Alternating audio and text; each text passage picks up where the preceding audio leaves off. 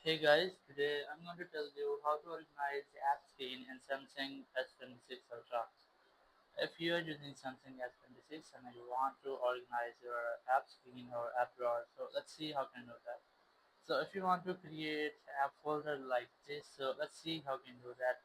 You just have to keep a long press on any app from here and then click on the select option. Then once you have selected, just select multiple apps you want to set in a folder. So I've selected. Now here you will see the create folder option. You just have to click on create folder and all these apps will be moved into a single folder. If you want to move these apps, so you can keep a long press on an app and then move it. Now you can change pages of this between these app drawer. So in this way, you can easily organize your app drawer or your app screen in Samsung S26 Ultra. Thank you very much for watching the video. Until next video, bye bye.